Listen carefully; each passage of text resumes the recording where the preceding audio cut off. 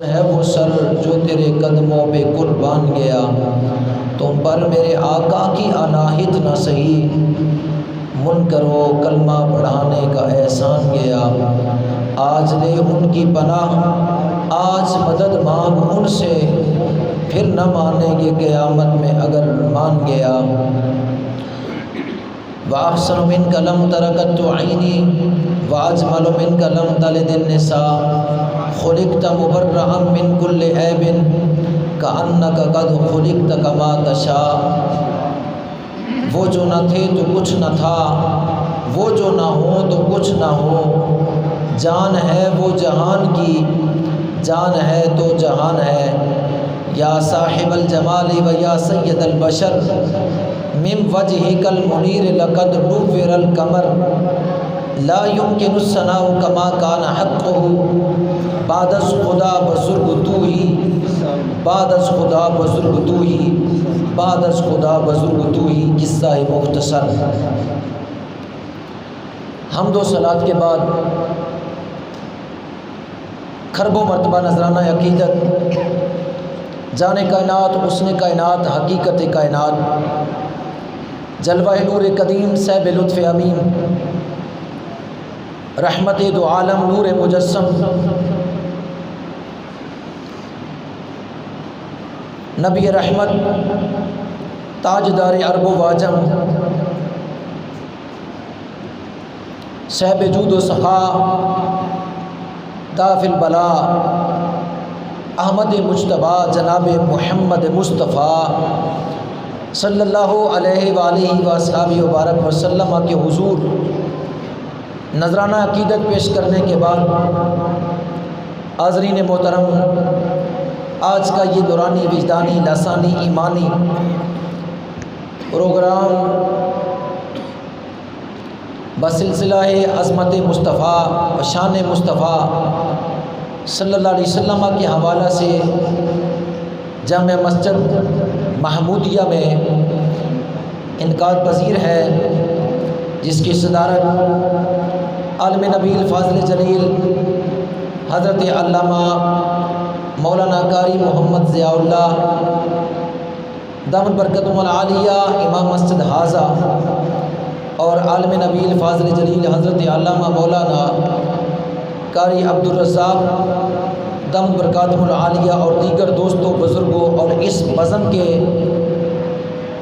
نوجوان ساتھیوں اور اس مسجد کی انتظامیہ اور اہل محلہ، السلام علیکم ورحمۃ اللہ وبرکاتہ علیہ۔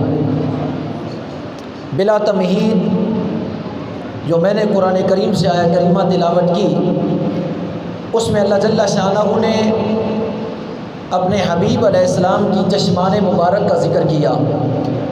چشمان کہتے ہیں آنکھ کو، چشم ایک آنکھ، چشمان دو، آنکھوں کا ذکر کیا، حضور کی نگاہ پاک کا ذکر کیا۔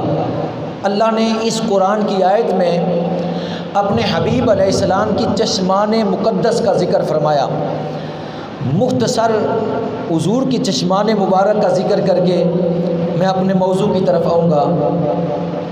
میرے آقا صلی اللہ تعالیٰ علیہ وسلم کو اللہ نے جو شان اور مقام اور بلندی عطا فرمائی، کھربوں کی تعداد میں انسان اس کائنات پر آئے اور چلے گئے، اور قیامت تک آئیں گے اور چلے جائیں گے۔ 1,24,000 کم و بیش نبی آئے، 313 رسول آئے، جو تمام انسانوں سے اشرف تھے، اعلیٰ تھے۔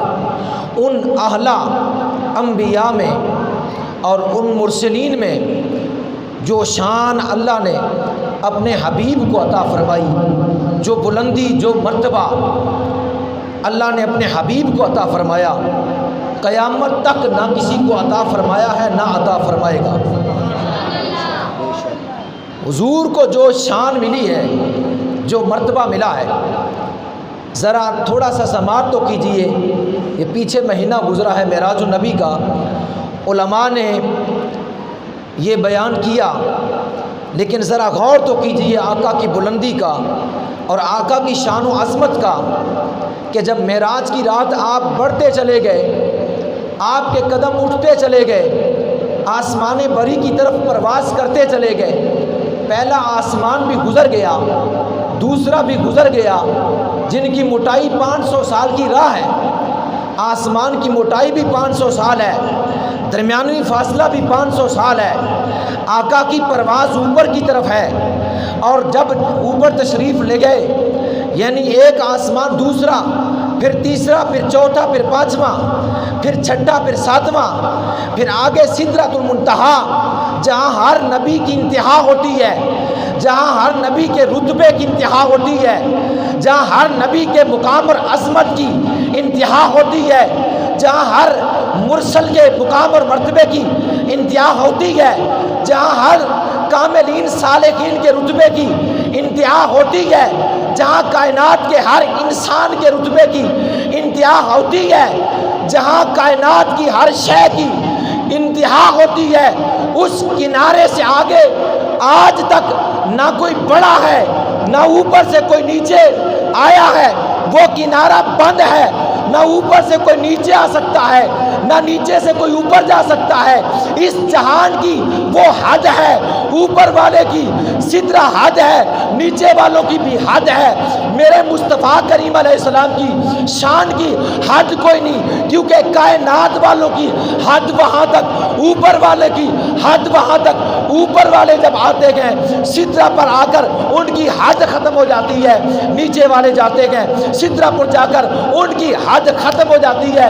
جہاں کائنات کی حد ختم ہو جائے نیچے اوپر والوں کی، وہاں میرے مصطفیٰ کی حد شروع ہوتی ہے، اور اس حد کو توڑ کر حضور اوپر تشریف لے جاتے گئے۔ آج دن تک اس حد کو کسی نے توڑا نہیں، آمنہ کے لال کے سوا۔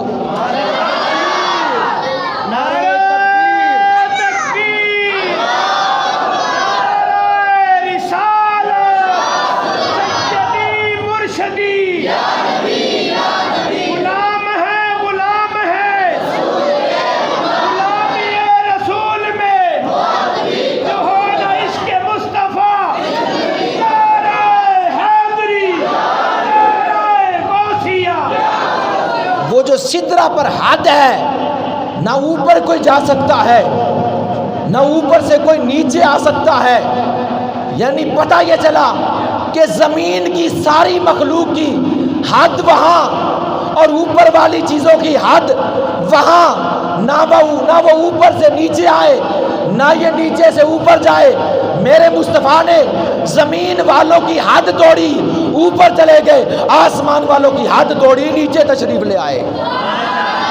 پتہ یہ چلا ہر شے کی حد ہے، میرے مصطفیٰ کے مقام کی حد کوئی نہیں۔ ہر شے کی، ہر مخلوق کی حد ہے، ہر نبی کی حد ہے، ہر رسول کی حد ہے، ہر مومن کی حد ہے، ہر مخلوق کی حد ہے۔ نہیں حد تو مصطفیٰ کی حد کوئی، اس لیے نیچے سے حد توڑی، اوپر تشریف لے گئے۔ اور جب اوپر تشریف لے گئے، پھر اب ذرا مقام اور بلندی دیکھیے کہ جب اس سے بھی آگے بڑھے، مقام سدرہ سے بھی آگے بڑھے، ثم دنا فتدلی فکان قاب قوسین او ادنی، عرش بری پر قدم رکھے۔ اب ذرا سوچیں تو صحیح، ذرا سوچیں تو صحیح کہ کس نبی کا مقام اور کس رسول کا مقام اعلیٰ ہوا، مخلوق میں کس ہستی کا مقام اعلیٰ ہوا جب قدم رکھے عرش عظیم پر، جب قدم رکھے عرش عظیم پر، جہاں اب تک کوئی پہنچ نہ سکا، وہاں جب قدم رکھے تو آپ ذرا تصور کیجئے 7 آسمان قدم مصطفیٰ کے نیچے، 7 زمینیں قدم مصطفیٰ کے نیچے، تمام نبیوں کے رتبے قدم مصطفیٰ کے نیچے، تمام رسولوں کی بلندی قدم مصطفیٰ کے نیچے، کل فرشتے اور کل انسان کی جو ہے وہ عظمت اور شان قدم مصطفیٰ کے نیچے، بلکہ یوں کہو کل فرشتے اور کل رب کی مخلوق قدم مصطفیٰ کے نیچے۔ میرے مصطفیٰ سب سے اوپر، جس نبی کے قدم عرش عظیم پر ہے، جس نبی کے قدموں کا یہ مقام ہے، سارے کا مقام کیا ہوگا؟ جس نبی کے قدموں کا یہ مقام ہے کہ اللہ نے ساری کائنات کو مصطفیٰ کے قدموں کے نیچے رکھ کر یہ بتا دیا، اے دنیا والوں، جو نبی میں نے تمہیں عطا کیا ہے اس نبی کی شان اور عزت اور عظمت اور بلندی اور مرتبے کا عالم یہ ہے کہ جہاں بعد از خدا بزرگ تو ہی قصہ مختصر، جہاں کسی کی عظمت اور شان کی جو ہے وہ پرواز ہی نہیں ہے، وہاں میرے مصطفیٰ کریم علیہ السلام کے قدم لگے۔ اس لیے کہنے والے نے کیا کہا؟ کہا اٹھے جو موسیٰ تو مقام طور پر پہنچے، بلند ہوئے جو عیسیٰ۔ اٹھے جو موسیٰ مقام طور پر پہنچے اور بڑے جو عیسیٰ، آسمان دوسرے آسمان کے طور تک پہنچے۔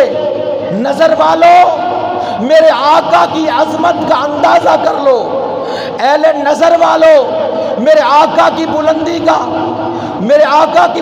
کا مشاہدہ تو کر لو۔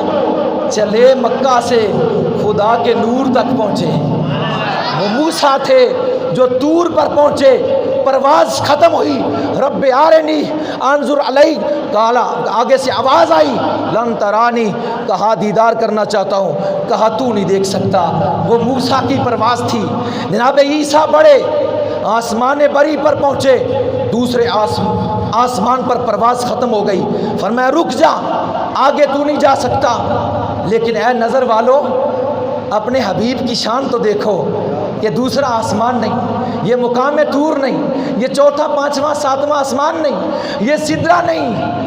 سدرہ پر جبریل کی بھی جا کر انتہا ہے، جہاں فرشتوں کے استاد کی انتہا ہو جائے، جہاں نبیوں کی پرواز کی انتہا ہو جائے، میرے آقا اس سے بھی آگے تشریف لے جا رہے۔ اے نظر والو دیکھو اپنے آقا کی بلندی کو، چلے تھے مکہ سے اور طور پر نہیں، یا دوسرے پور پر نہیں، یا ساتویں پور پر نہیں، بلکہ چلے مکہ سے اور خدا کے نور تک پہنچ گئے، خدا کے نور تک پہنچ گئے۔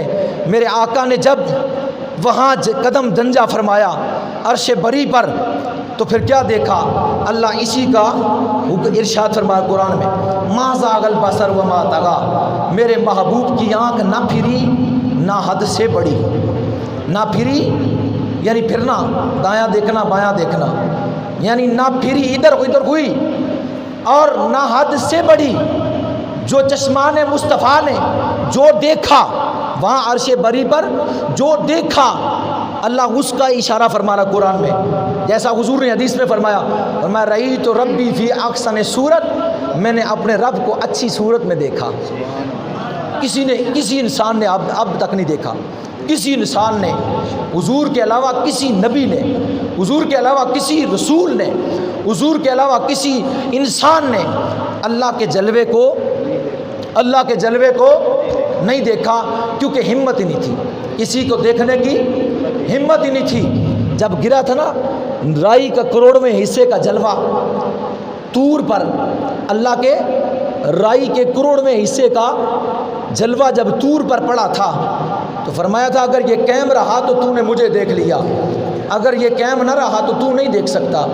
اور یہ بھی آپ کو بتاؤں کہ وہ نور کا جو کروڑویں حصے کا تجلی تھی، وہ آئی تھی عرش عظیم سے 70,000 پردوں کو پھاڑ کر، 70,000 پردوں کو چیر کر پھاڑ کر زہر ہوئی عرش بری سے طور پر پہنچی۔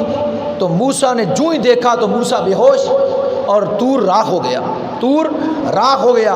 یہاں تجلی کی بات نہیں ہے، حضور کے لیے تجلی کی بات نہیں ہے، موسیٰ کے لیے تجلی کی بات ہے۔ وہ آئی بھی کتنی دور سے، عرش بری سے 70,000 پردوں کو چاک کر کے طور پر گری۔ یہاں نور یہاں نہیں آیا، یہاں تو مصطفیٰ اس کے پاس ہے، یہاں حضور وہاں خدا کی ذات کے پاس ہے۔ اور موسیٰ سے وہ تجلی برداشت نہ ہوئی، ہمت نہ تھی، نہ طور کے اندر کہ تجلی کو برداشت کرتا، نہ موسیٰ علیہ السلام کی چشمان میں کہ وہ تجلی برداشت ہوتی۔ پر پتہ چلا ادھر طور ہے، ادھر عرش عظیم ہے، ادھر موسیٰ ہے، ادھر حبیب کریم ہے۔ نہ موسیٰ میں ہمت تھی کہ رب کا جلوہ برداشت کرے، نہ طور میں ہمت تھی کہ رب کا جلوہ برداشت کرے۔ میرے مصطفیٰ کے قلب میں ہمت تھی اور میرے مصطفیٰ کے چشمان میں ہمت تھی۔ پتہ چلا طور کا معاملہ اور ہے، حضور کا معاملہ اور ہے۔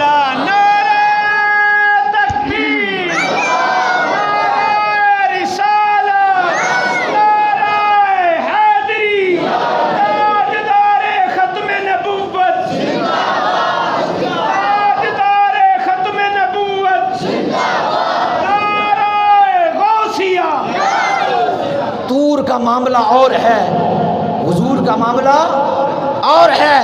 اس لیے تو اعلیٰ حضرت بولے ادھر تو بس جو ہی جلوہ گرا، جو ہی جلوہ گرا اللہ کی صفات کا۔ یہ بھی آپ کو بتاؤں، ایک ہے صفات، ایک ہے ذات، ایک ہے صفات صفت، اور صفت اس کی ہوتی ہے جس کی جو ذات ہے۔ یہ ذات خدا کی ایک تجلی جو تھی وہ صفاتی تجلی تھی جو طور پر گری تھی۔ موسیٰ کو صفاتی تجلی دکھائی، ہمت نہ پڑی، اور محبوب کو ذاتی تجلی دکھائی، محبوب کو ذاتی دیدار کروایا۔ تجلی کی بات بھی نہیں، دیدار کروایا، مکمل دیدار وہاں آنکھیں بند ہو گئی اور جسم بے حرص و حرکت ہو گیا۔ یہاں ما زاغ البصر و ما طغیٰ، نہ آنکھیں ادھر ادھر ہوئی، نہ پھری، نہ حد سے بڑی، ٹک ٹکی لگا کر دیکھا۔ اب میری اور آپ کی آنکھ کا عالم یہ ہے، باہر نکلیں، سورج طلوع ہو، این پورے جناب نصف النہار پر آئے اور ہم دیکھیں، ہماری نگاہیں سورج کو دیکھ سکتی؟ ہماری نگاہیں سورج کو دیکھ سکتی؟ چنجیا جائیں گی، بند ہوں گی، کھلیں گی، بند ہوں گی، پوری طرح سورج کا مشاہدہ ہماری نگاہ نہیں کر سکتی۔ پر پتہ چلا یہ تیری نگاہ اور سورج کا معاملہ ہے، وہاں حضور کی نگاہ اور خدا کے دیدار کا معاملہ ہے۔ تیری نگاہ میں اتنی قوت اور طاقت نہیں، ہمت نہیں کہ تو سورج کا مشاہدہ کر سکے۔ بس ذرا اندازہ تو کر چشمان مصطفیٰ کا کہ جو نہ چنجیائی، نہ حد سے بڑی، نہ ادھر ادھر پھری، سورج کو بھی نہیں دیکھا، سورج کو بنانے والے کو دیکھا، سورج کو پیدا کرنے والے کو دیکھا۔ پتہ چلا اعلیٰ حضرت پھر بولے، فرمایا کس نے دیکھا؟ یہ موسیٰ سے پوچھے کوئی، آنکھ والوں کی ہمت پہ لاکھوں سلام۔ سبحان اللہ۔ جن میں ہمت تھی انہوں نے دیکھنا تھا۔ یہ ہمت مصطفیٰ تھی، یہ ہمت مصطفیٰ تھی کہ جلوہ خدا دیکھا اور ٹکٹکی باندھ کر دیکھا۔ جس طرف اٹھ گئی دم میں دم آ گیا، اس نگاہ عنایت پہ لاکھوں سلام۔ اب وہ جلوہ دیکھا تھا موسیٰ علیہ السلام نے، بے ہوش ہو گئے۔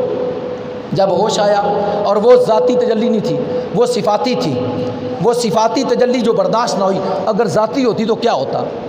اگر ذاتی ہوتی تو کیا ہوتا وہاں؟ جب موسیٰ علیہ السلام ہوش میں آئے تو پھر کیا ہوا؟ آپ چلے اپنے گھر کی طرف، رستے میں جس نے بھی موسیٰ کو دیکھا وہ مرتا گیا، جس نے موسیٰ کو دیکھا وہ مرتا گیا۔ یعنی وہ نور کی تجلی جو آپ نے دیکھی تھی صفاتی، اس کا نور آنکھوں میں تھا، اور وہ آنکھوں کو دیکھ کر دیکھنے والے وہ تاب نہ لا سکتے، مر جاتے۔ حتیٰ کہ جب آپ اپنے گھر میں داخل ہوئے، آپ کی بیوی نے دیکھا، وہ بھی بے ہوش ہو گئی، وہ بھی بے ہوش ہو گئی، کیونکہ آنکھوں میں خدائی جلوہ تھا، آنکھوں میں خدا کے کروڑویں حصے کا جلوہ تھا۔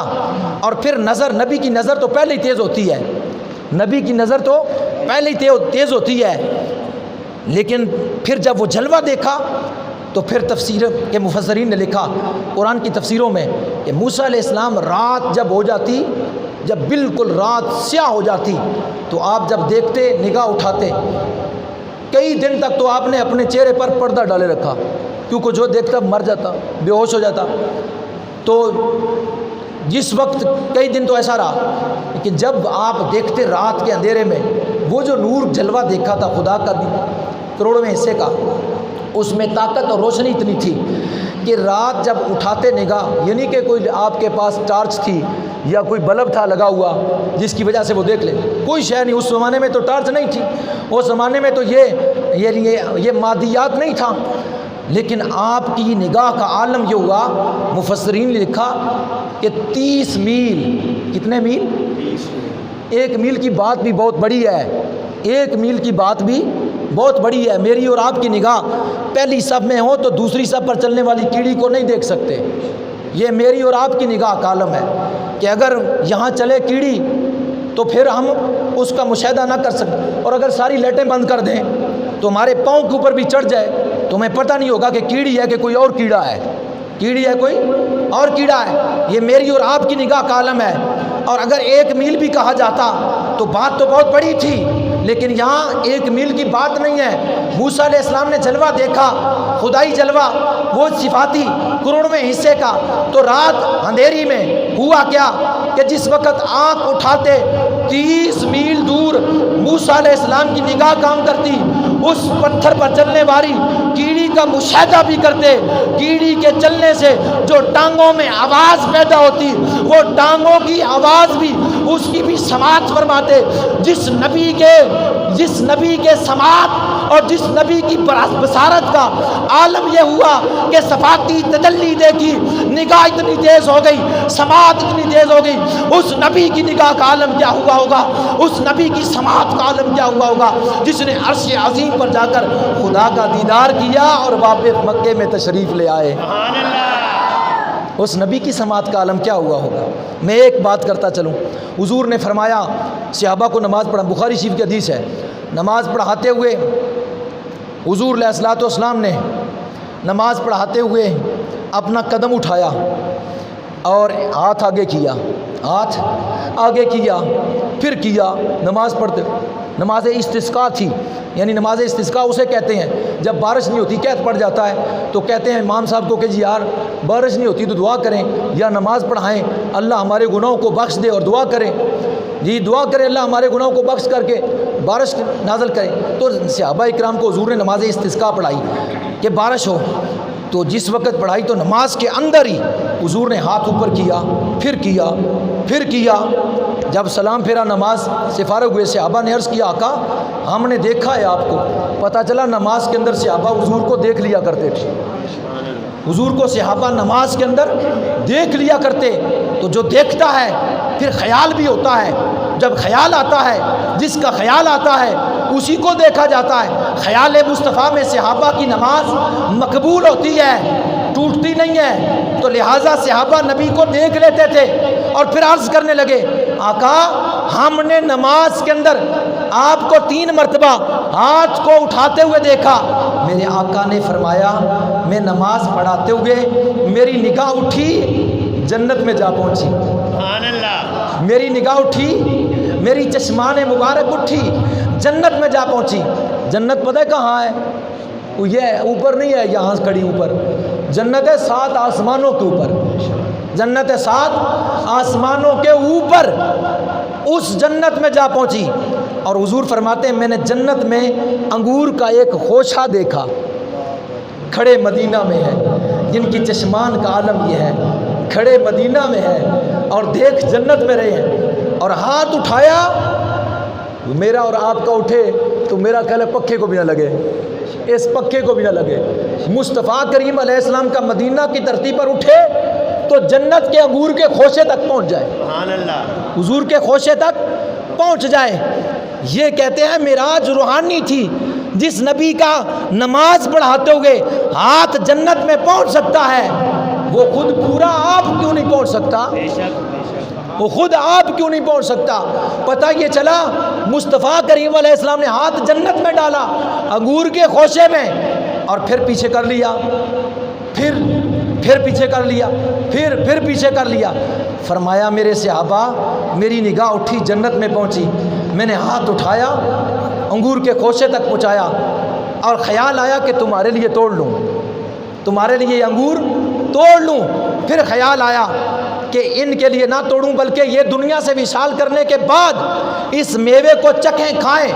اگر میں توڑ لیتا، پتہ چلا اختیار ہے توڑنے کا، اختیار ہے توڑنے کا، وہاں پہنچنے کا بھی اختیار ہے، توڑنے کا بھی اختیار ہے، پر توڑا کیوں نہیں کہ قیامت کے لیے باقی رکھا؟ اگر توڑ لیتا تو تم کھاتے رہتے، یہ ختم نہ ہوتا، تم کھاتے رہتے یہ ختم نہ ہوتا۔ تو اسی طرح پتہ چلا کہ زمین پر کھڑے ہو کر چشمان، آنکھوں کا یہ عالم ہے کہ چشمان 7 آسمانوں کو چیرتی ہوئی جنت میں پہنچ جاتی ہے۔ میرے آقا کی چشمان میں اللہ نے اللہ نے یہ قدرت اور طاقت رکھی تھی۔ اسی طرح بخاری میں حدیث ہے، نماز پڑھائی، نماز پڑھانے کے بعد سلام پھیرا، سلام پھیرنے کے بعد صحابہ کی طرف متوجہ ہوئے، فرمایا تم کیا جانتے ہو کہ میں آگے دیکھتا ہوں؟ تم کیا سمجھتے ہو میں آگے دیکھتا ہوں؟ فرمایا خدا کی عزت کی قسم، جتنا آگے دیکھتا ہوں اتنا پیچھے دیکھتا ہوں، جتنا آگے دیکھتا ہوں اتنا پیچھے دیکھتا ہوں۔ یہ اور حضرت جبریل علیہ السلام نے جب حضور کا شق و صدر کیا، یعنی سینہ چاک کیا، سینہ چاک کیا، اندر سے دل نکالا، اس دل کو دو ٹکڑے کیا۔ بڑا غور کرے نا، کسی کا دل ڈاکٹر نکال کے باہر رکھ دے اور پھر دل کو نکالنے کے بعد اس کے دو ٹکڑے کر دے، بندہ زندہ رہ جائے گا؟ جبریل علیہ السلام نے 4 مرتبہ حضور کا سینہ چاک کیا، اور سینہ چاک کیا، حضور فرماتے میں اپنی آنکھوں سے دیکھ رہا تھا، چاک کیا، دل نکالا، دل کے اندر دل کے 2 ٹکڑے کیے، اندر سے خون نہ نکلا، اندر سے خون نہ نکلا۔ ذرا زخم کر کے دیکھیں خون نکلتا ہے کہ نہیں نکلتا؟ خون نہ نکلتا۔ جب خون نہ نکلا، جبریل فرماتے ہیں میں نے دل کے اندر، دل مصطفیٰ کے اندر 2 چیزیں دیکھی، میں نے دل مصطفیٰ کے اندر، قلب مصطفیٰ کے اندر 2 چیزیں دیکھی۔ کیا؟ میں نے 2 آنکھیں اور 2 کان دیکھے۔ میں نے دل قلب مصطفیٰ کے اندر میں نے 2 آنکھیں اور 2 کان دیکھے، جن کانوں سے آپ دور کی باتوں کو، نزدیک کی باتوں کو سن لیا کرتے، اور جن آنکھوں سے دور اور نزدیک کی چیزوں کو دیکھ لیا کرتے۔ اعلیٰ حضرت اسی حدیث پر بولے کہ دور اور نزدیک کے سننے والے کان لالے کرامت پہ لاکھوں سلام۔ اس لیے ہم کہتے ہیں کہ فریاد جو امتی کرے حال زار میں، ممکن نہیں کہ خیر البشر کو خبر نہ ہو۔ یہاں ایک اور دلیل دینے کے بعد، کیونکہ اگر چشمان کا ذکر کرتا جاؤں تو میرے آقا صلی اللہ علیہ وسلم کی چشمان کا ذکر مکمل نہ ہو، باقی تو بعد کی باتیں ہیں۔ میں ایک اور دلیل پیش کرتا ہوں کیسے دیکھتے تھے۔ میرے آقا مدینہ میں ہیں، ابو نعیم نے دلائل النبوہ میں اس بات کو نقل کیا، امام قسطلانی نے مواہب الدنیا میں اس بات کا ذکر کیا۔ میرے آقا مدینے میں جنگ موتا ہو رہی تھی ملک شام میں، جنگ موتا ملک شام میں ہو رہی تھی، حضور صلی اللہ علیہ وسلم مدینہ میں تھے۔ جب ادھر کافروں کے ساتھ صحابہ نے جنگ کی تو بڑی یلغار کی کافروں نے صحابہ پر، تو جھنڈا جو تھا، علم جو تھا، علم اسلام جو تھا، وہ تھا حضرت زید کے ہاتھوں میں، وہ تھے لشکر کے امیر صحابی رسول۔ کفار نے ہر طرف سے گھیرا تو قریب ہوا کہ جناب گمنام جو ہے جنگ شدت کے ساتھ ہوئی۔ میرے آقا مدینہ کی دھرتی پر بیٹھ کر صحابہ کو فرمانے لگے، میرے صحابہ، جنگ موتا میں میں دیکھ رہا ہوں کہ زید کے ہاتھ میں علم اسلام ہے اور کافر یلغار کیے ہوئے ہیں۔ اور پھر حضور کی چشمان مبارک سے آنسو نکلے اور فرمایا میرا زید شہید ہو گیا، میرا زید شہید ہو گیا۔ کوئی ٹیلی فون نہیں تھے یا کوئی وہاں ٹی وی کی سکرین نہیں لگی ہوئی تھی کہ حضور دیکھ رہے تھے اور بتا رہے تھے، یا ادھر کوئی آلہ تھا جو دکھانے والا دکھا رہا تھا۔ کہاں ملک شام جنگ موتا، کہاں مدینہ طیبہ کی، حضور فرما رہے ہیں زید شہید ہو گئے۔ اور پھر اگلی بات فرمایا اب علم جعفر کے ہاتھ میں ہے۔ پھر آنکھوں سے آنسو نکلے، فرمایا کفار نے یلغار کی، شدت کی جنگ ہے، اب جعفر بھی شہید ہو گئے۔ پھر فرمایا اب جھنڈا علم اسلام جو ابن رواحہ کے ہاتھ میں ہے۔ پھر چشمان مبارک سے آنسو نکلے، فرمایا اب ابن رواحہ بھی شہید ہو گئے۔ 3 صحابہ کو یکے بعد دیگرے شہید ہوتے دیکھا، اور پھر فرمایا اب علم اسلام اس کے ہاتھ میں ہے جس کو اللہ نے یہ رتبہ اور مقام دیا ہے، سیف من سیوف اللہ، یعنی اللہ کی ننگی تلوار جناب خالد بن ولید کے ہاتھ میں ہے۔ پھر دیکھا، فرمایا اللہ نے مسلمانوں کو فتح عطا فرمایا، اللہ نے مسلمانوں کو فتح۔ کہنے کا یہ مقصد ہے کہ کہاں مدینہ طیبہ کی دھرتی، کہاں جنگ موتا، چشمان مبارک کا عالم کیا ہے؟ یہ تو حضور کی چشمان ہے۔ آخری دلیل اس پر، یہ تو حضور کی چشمان ہے، جناب امیر المومنین، خلیفۃ المسلمین، مراد رسول، مرید رسول، جناب سیدنا عمر فاروق رضی اللہ تعالیٰ عنہ مسجد نبوی میں کھڑے، جمعۃ المبارک کا خطبہ ہے، اور جناب حضرت ساریہ صحابی رسول ملک نہامد میں مقام نہامت پر کفار کے ساتھ جنگ کر رہے ہیں، کئی جو ہے وہ میلوں کا سفر ہے، جناب ساریہ ادھر لڑ رہے تھے کفار کے ساتھ۔ این جمعے کے دن خطبہ ارشاد فرماتے ہوئے فاروق اعظم کی نگاہ اٹھی اور فرمایا یا ساریۃ الجبل، یا ساریۃ الجبل، یا ساریۃ الجبل۔ یہ نبی کے غلاموں کی آنکھ کا عالم ہے، آقا کی نگاہ کا عالم کیا ہوگا؟ مدینہ کی دھرتی پر کھڑے ساریہ کو دیکھ کر اس کی مدد فرما رہے گئے، ساریہ پہاڑ کی اوٹ میں ہو جاؤ، ساریہ پہاڑ کی اوٹ میں ہو جاؤ۔ 3 مرتبہ صحابہ سامنے سننے والے خطبہ پریشان ہو گئے، ساریہ کہاں اور جمعے کا خطبہ کہاں؟ نماز مکمل ہوئی، عرض کرنے گئے یا امیر المومنین خطبے میں عجیب کیفیت ہوئی ہے، ساریہ یہاں کہاں؟ آپ خطبہ دیتے ہوئے فرما رہے تھے یا ساریۃ الجبل، یا ساریۃ الجبل، یا ساریۃ الجبل۔ فرمایا تمہیں پتہ چل جائے گا، تمہیں پتہ چل جائے گا۔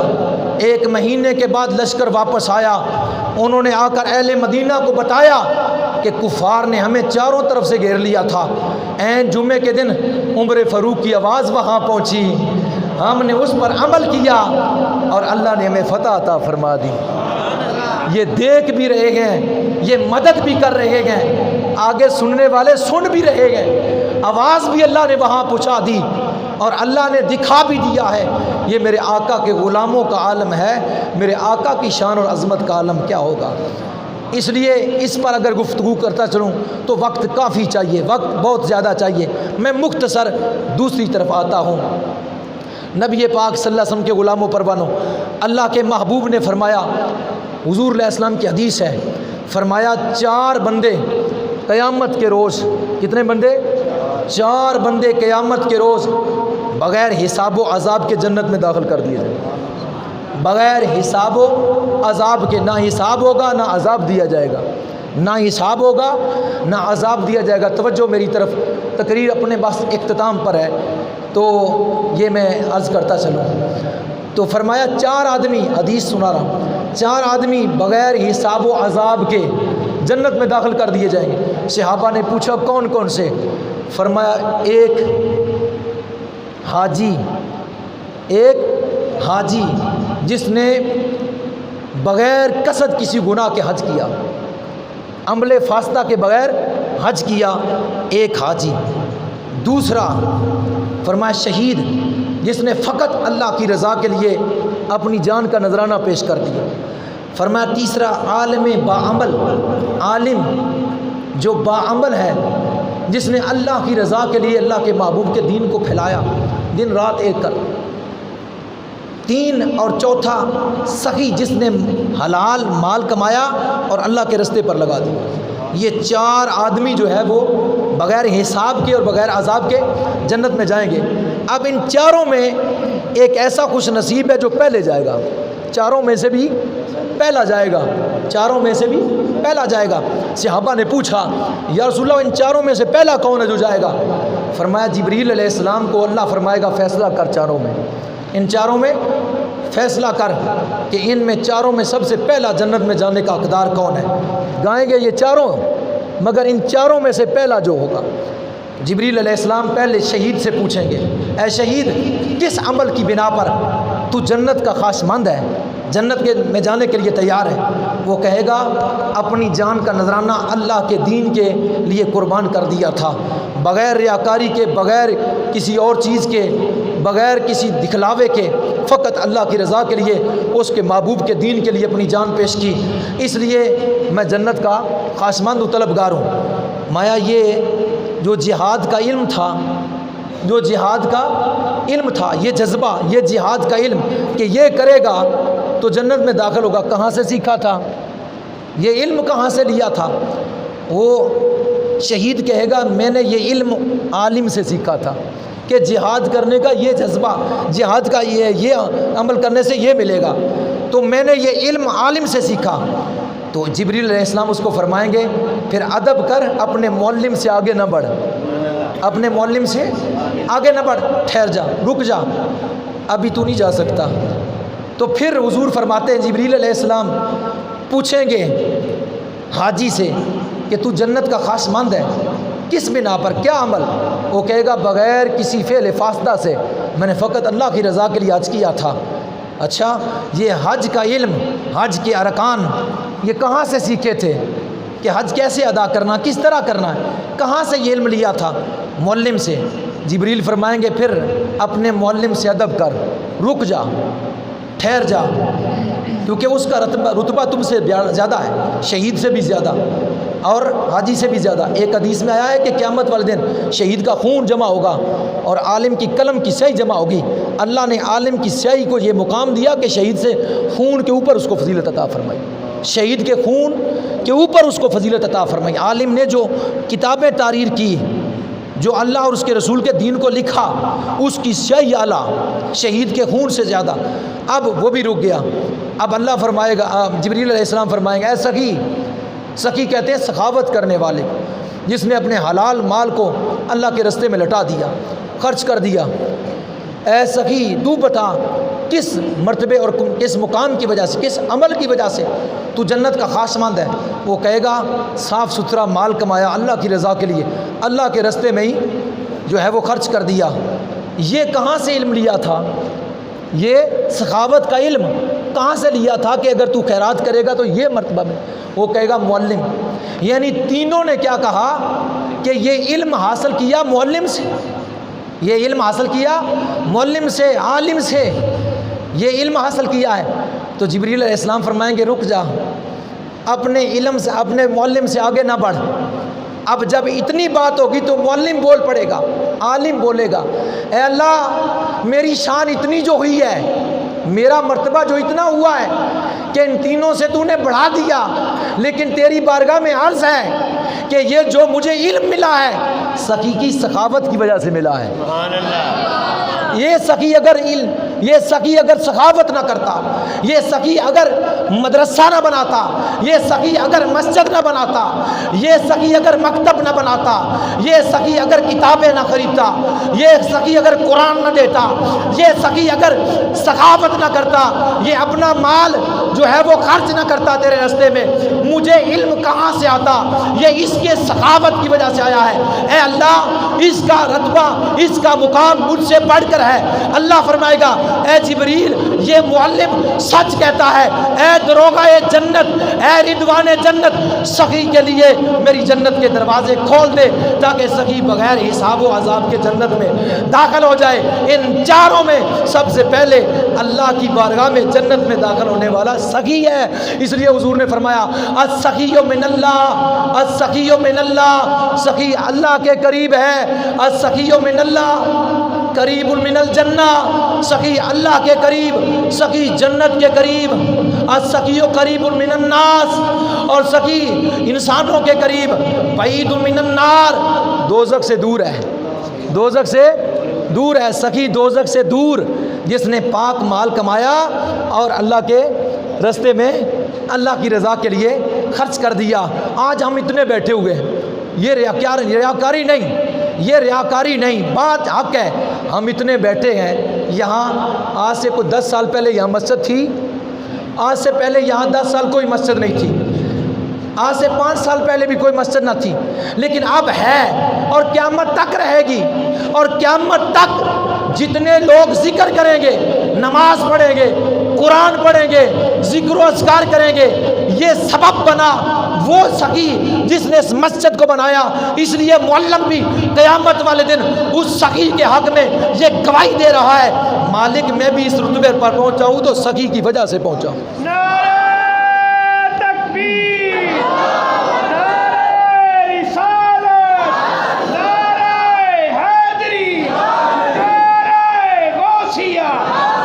مسجد بنی بے لوث خدا کی رضا کے لیے، اب نمازی نماز پڑھیں گے، جمعہ پڑھیں گے، ذکر و اذکار کریں گے، قرآن، حدیث، سنت، ذکر و اذکار، تسبیح، سبحان اللہ، الحمدللہ، اللہ اکبر، یہ سب صدقہ ہے۔ حضور نے فرمایا جب جنت کے باغوں سے گزرو تو کچھ چر لیا کرو، کھا لیا کرو۔ یا رسول اللہ جنت کے باغ کیا ہیں؟ چرنا کیا ہے؟ بخاری میں حدیث ہے، فرمایا مسجد جنت کے باغ ہیں، مسجد جنت کے باغ ہیں، اور اس کے اندر جو چرنا ہے وہ تسبیح ہے، سبحان اللہ، الحمدللہ، اللہ اکبر۔ یہ آسان ہے، ہر بندے کو آتی ہے، یعنی جب تم مسجد میں جاؤ کچھ کھا پی لیا کرو، اس کا کھانا پینا یہ ہے۔ سبحان اللہ، الحمدللہ، اللہ اکبر۔ اب قیامت تک جب تک یہاں ذکر ہوگا تو جس نے اس بنانے کا سبب بنا، اللہ تبارک و تعالیٰ اس کو مقام وہاں بلندی عطا فرما دے گا۔ لہٰذا ان 4 شخصوں کی شان بڑی ہوئی، 4 شخصوں کی شان بڑی ہوئی، لیکن اس میں خاص کر اس کی بڑی ہوئی کہ جو ہے اس کا سبب بنا، جو اس کا سبب بنا، ذریعہ بنا، سبب بنا، مسجد بنانے کا، مدرسہ بنانے کا، معلم لانے کا، وہ ذریعہ سبب بنا۔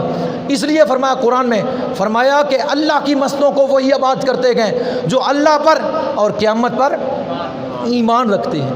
اللہ کی مسجدوں کو وہی آباد کرتے ہیں جو اللہ پر اور قیامت پر ایمان رکھتے ہیں، اور جو اللہ اور قیامت پر ایمان نہیں رکھتے وہ مسجدوں کو بے آباد کر دیتے ہیں۔ ایک اور وجہ، صحابہ اکرام تشریف فرمایا، حضور بھی مسجد نبی میں فرمایا، صحابہ یہ بتاؤ مسجد میں سب سے اعلیٰ جگہ کون سی ہے؟ مسجد تو ساری اعلیٰ ہے، ایک حدیث میں آیا ہے سب سے بری چیز بازار، سب سے اعلیٰ چیز مسجد۔ سب سے اللہ اس پوری کائنات میں سب سے اعلیٰ زمین مسجد والی، اور سب سے بری چیز بازار۔ تو اسی طرح مسجد تو ساری اعلیٰ ہے، جتنی بھی مسجد ہے وہ ساری اعلیٰ ہے۔ مسجد چھوٹی بڑی بھی نہیں ہوتی ہے۔ ہم کہہ دیتے ہیں نا کہ فلاں مسجد بڑی ہے فلاں چھوٹی ہے، مسجد تو مسجد ہے۔ اللہ کا گھر بھی کتنی چھوٹا ہوتا ہے۔ مسجد کو طولن عرضن چھوٹا کہہ سکتے ہیں، طولن عرضن چھوٹی ہے۔ ویسے جو مسجد ہے وہ تو مسجد ہے، بڑی ہے، وہ ہر شے سے بڑی ہے۔ اللہ کا گھر ہر شے سے بڑا ہے۔ تو حضور طولن عرضن چھوٹی کہہ سکتے ہیں۔ اس کے علاوہ حضور نے فرمایا صحابہ کو کہ بتائیے کہ مسجد میں سب سے اعلیٰ جگہ کون سی ہے؟ کسی نے کہا ساری مسجد اعلیٰ ہے، کسی نے کہا دایاں والی جو سائڈ ہے وہ اعلیٰ ہے، کسی نے کہا بایاں والی اعلیٰ ہے، کسی نے کہا اول صف فرشتوں کی ہے وہ اعلیٰ ہے، کسی نے کہا بیچ والی جو صف وہ اعلیٰ ہے۔ میرے آقا صلی اللہ علیہ وسلم نے فرمایا نہیں، میرے آقا نے فرمایا نہیں۔ عرض کیا واللہ عالم و رسول، اللہ پھر اللہ کا رسول بہتر جانتا ہے، اللہ تو اللہ کا رسول بہتر جانتا ہے، کیونکہ صحابہ اکرام یہ کہا کرتے تھے واللہ عالم و رسول عالم۔ سیاہ ستہ کی جتنی بھی کتابیں حدیث کی، اس میں جب صحابہ اکرام کہتے تھے حضور کو ارشاد فرماتے پوچھتے تو وہ آگے سے یہ کہتے تھے واللہ عالم و رسول عالم، یہ نہیں کہتے تھے اللہ عالم کہ اللہ جانتا ہے، اور اللہ واللہ عالم و رسول عالم، اللہ جانتا ہے یا اس کا رسول جانتا ہے، اللہ جانتا ہے یا اس کا رسول جانتا ہے۔ حضور نے فرمایا کہ جہاں امام کھڑا ہوتا ہے وہ جگہ اعلیٰ ہے، جہاں امام کھڑا ہوتا ہے وہ جگہ اعلیٰ ہے۔ اب یہاں شاید کوئی یہ سمجھے کہ وہ جگہ اعلیٰ تھی جہاں امام کھڑا ہوا، وہ جگہ اعلیٰ تھی جہاں امام کھڑا، ایسا نہیں ہے، ایسا نہیں ہے۔ وہ امام کے قدموں کی وجہ سے جگہ اعلیٰ ہو گئی، وہ امام کے قدموں کی وجہ سے اعلیٰ ہو گئی، اس لیے امام کی یہ شان ہے۔ لیکن باعمل امام ہونا چاہیے، باعمل امام ہونا چاہیے، کیونکہ جیسے وہ حدیث میں ارشاد فرمایا علماء میرے وارث ہیں، علماء میرے وارث ہیں۔ جن علماء نے نبی کریم صلی اللہ علیہ وسلم کے دین کو پھیلانے میں حق ادا کر دیا، حضور کی جو امانت ان کے پاس تھی، دین امانت تھی علماء کے پاس، اس کے وہ وارث بنے۔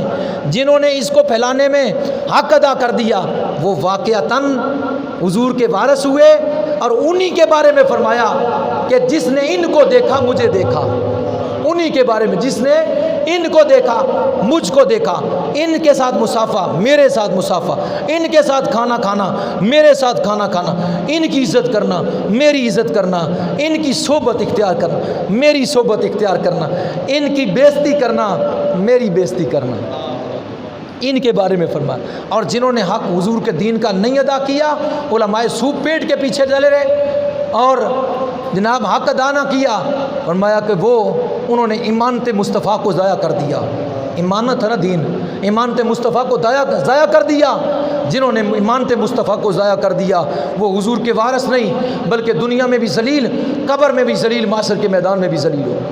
نبی پاک صلی اللہ علیہ وسلم کے غلام پروانوں، آخری چند جو ہے وہ باتیں، اس کے بعد اجازت۔ نبی پاک صلی اللہ علیہ وسلم کی بارگاہ میں ایک آدمی آیا، عرض کیا یا رسول اللہ صلی اللہ علیہ وسلم، آیات القلوب میں یہ بات ہے اور درۃ الناسخین میں یہ بات ہے حضور کی بارگاہ میں آدمی آیا، اس نے کہا جی ایک بندہ فوت ہو گیا، اس کا جنازہ پڑھانا ہے۔ حضور تشریف لے گئے، حضور کے زمانے کی یہ بات ہے، ابو ہریرہ اس کے راوی ہیں۔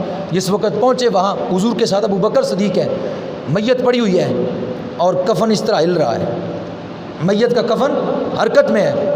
حضور نے فرمایا ابو بکر میت کا کفن حرکت میں ہے، دیکھو۔ جب ابو بکر صدیق رضی اللہ تعالیٰ نے کفن ہٹایا، دیکھا اندر بہت بڑا اژدہا تھا، سانپ تھا۔ میت کو یہاں دنیا پر ہی چپڑا ہوا، قبر دفن کرنے کے بعد نہیں، یہاں ہی لوگوں کو دکھانے کے لیے اللہ دکھا رہا ہے، سانپ چپٹا ہوا تھا۔ ابو بکر صدیق نے ڈنڈا لیا اس کو مارنے کے لیے، وہ بول پڑا، کہنے لگا اشہد اللہ الہ الا اللہ و اشہد محمد رسول اللہ۔ سانپ بول پڑا، اس نے یہ کلمہ پڑھا کہ میں گواہی دیتا ہوں اللہ کے سوا کوئی معبود نہیں، محمد صلی اللہ علیہ وسلم اللہ کے رسول ہیں۔ اے ابو بکر مجھے کیوں مارا؟ میری غلطی کوئی نہیں، خطا کوئی نہیں، میری کوئی خطا نہیں ہے، مجھے کیوں تو مار رہا ہے؟ جناب ابو بکر صدیق نے اس سے پوچھا جب تیری خطا کوئی نہیں، اس کو کیوں ڈس رہا ہے؟ کہا مجھے اللہ نے حکم فرمایا۔ صاحب نے کہا مجھے اللہ نے حکم فرمایا اس کو ڈس۔ ابو بکر صدیق نے پوچھا اس کی خطا کیا ہے؟ اس نے کہا اس کی 3 خطائیں ہیں، ہم تو دن رات خطاؤں میں لگے ہوئے ہیں، توبہ بھی نہیں کرتے، حالانکہ توبہ کا دروازہ کھلا ہوا، توبہ بھی نہیں کرتے، دن رات خطائیں کرتے۔ صاحب نے کہا اس کی 3 خطائیں ہیں۔ پہلی خطا کیا ہے؟ ترک الصلاۃ۔ حدیث کے الفاظ کیا ہے؟ ترک الصلاۃ، یہ نماز نہیں پڑھتا تھا، بے نمازی تھا۔ جو بے نمازی آج ہی تیار کر لیں، کچھ ہو جائے نماز نہیں چھوڑنی، یہ فرض ہے، اس کے بغیر گزارا نہیں۔ آپ شب برات کو بھی معافی مانگیں گے، لیلۃ القدر کی رات کو بھی معافی مانگیں گے، صغیرہ گناہ معاف ہو جائیں گے، نماز نہیں معاف ہوگی۔ شاید سمجھیں کہ چلو اس رات کو آ کر سجدے کریں گے معافی ہوگی، فرائض نہیں جب تک ادا نہیں کریں گے اتنی شدت کے ساتھ۔ فرمایا قیام نہیں کر سکتے تو بیٹھ کے نہیں تو لیٹ کے نہیں تو جناب اشارے سے۔ چہرہ دھونا فرض ہے، چہرے پر کلاڑا لگا ہوا ہے تو فرمایا اب میں اپنا قانون واپس لیتا ہوں، مسح کر لے، معافی نہیں ہے، معافی نہیں ہے۔ ہر حال میں پیشاب جاری ہے، قطرے نکل رہے ہیں، کوئی کہے جناب قطرے نکل رہے ہیں اس لیے نماز نہیں پڑھتا، قانون دوسرا ہے شریعت کا۔ اگر تندرست ہے وضو کر، کپڑے پاک کر، اگر بیمار ہے قطرے نکل رہے ہیں، ہوا خارج ہو رہی ہے، زخم سے پیپ جاری ہے، خون جاری ہے، حکم ہے ہوا خارج ہوتی ہے تو ہو، قطرے گرتے ہیں تو گریں، وضو کر، نماز پر۔ ایک پوری نماز کا جو ٹائم ہوتا ہے اس پوری نماز تک تیرا وضو برقرار رہے گا، یہ شریعت ہے، اتنی چھوٹ ہے اس میں۔ اور پھر بندہ کہے کہ نماز، اس لیے کیا ہوا؟ اس نے صاحب نے بتایا ابو بکر صدیق کو حضور کے سامنے کہ ترک الصلاۃ، کہ یہ بے نمازی تھا اس لیے میں اس کے اوپر مسلط کر دیا گیا۔ یار اب ہم اپنے کھانے پینے، کاروبار، معاملات میں وقت نکالتے ہیں، نماز کے لیے ہمارے پاس چند منٹ نہیں ہے، لہٰذا یہ سارا وقت گزر جائے گا، کڑی چلتی رہی، یہ سارا معاملہ طے ہو جائے گا، لیکن یاد رکھیں پچھتائیں گے بعد میں، یہ پکی بات ہے۔ جو بے نمازی ہیں وہ تیار کر لیں، آج سے 1 2 3 4 5 کرتے کرتے کامل نمازی بن جائے، پھر ہر نماز کے ساتھ پچھلی نمازیں قضا کرنا شروع کر دیں، اور پھر ایک وقت آئے گا وہ پچھلی بھی ادا ہو جائیں گی اور یہ بھی ساتھ چلتی رہیں گی۔ وقت کتنا لگتا ہے؟ 24 گھنٹے میں اگر کل لگائیں تو 1 گھنٹہ لگتا ہے۔ یہ بات سن کر ادھر سے نہ نکالنا، ورنہ قیامت والے دن حضور نے فرمایا میں نے معراج کی رات دیکھا، ایک بندے کو فرشتے ادھر سے لوہے کا کک ٹھوکتے تھے، ادھر سے باہر نکلتا وہ چیخیں مارتا، پیچھے سے اور ٹھوکتے۔ میں نے پوچھا جبریل یہ کیا؟ میں یہ ادھر سے سنتا ادھر سے باہر نکال دیتا۔ ہم رات ساری کنجری کا تماشا دیکھنے کے بیٹھے رہتے ہیں، تاش کھیلنے کے لیے بیٹھے رہتے ہیں، اس وقت کوئی ہمیں تکلیف نہیں ہوتی، لیکن صرف چند لمحے کے لیے سجدہ کرنے کے لیے تکلیف ہوتی۔ خدا کا واسطہ مولویوں پر احسان نہ، اپنے اوپر جو ہے احسان کرے، اپنے جسم پر، اس کو اس آگ سے بچا لے۔ یہ نبیوں پر فرض، ولیوں پر، صحابہ، ادھر سے کٹے ہوئے جسم، ادھر سے کٹے ہوئے جسم، اللہ اکبر کی آواز آتی جسموں پر لرزہ طاری ہو جاتا، ملم پٹی نہ کرتے، پہلے نماز ادا کرتے۔ جب ان کو معاف نہ ہوئی تو مجھے تجھے کیسے معاف ہوگی؟ اس لیے تیار کر لیں کہ نماز نہیں چھوڑنی، کسی کے امام کے ساتھ ناراض ہوں راضی ہوں، کسی محلے والے کے ساتھ ناراض ہوں راضی ہوں، مسجد اللہ کا گھر ہے، نماز پڑھنی ہے۔ یہ نہیں کہ جناب میری فلاں کے پیچھے نہیں ہوتی، میری فلاں کے پیچھے نہیں ہوتی، میری فلاں کے پیچھے نہیں ہوتی، میری جناب اس مسجد میں نہیں ہوتی، میری اس مسجد میں۔ نماز پڑھنی ہے جس مسجد مرضی پڑھے، جہاں وقت مل جائے، جہاں ٹائم مل جائے وہاں پڑھ، یہ لازمی نہیں 5 یہاں پڑھے۔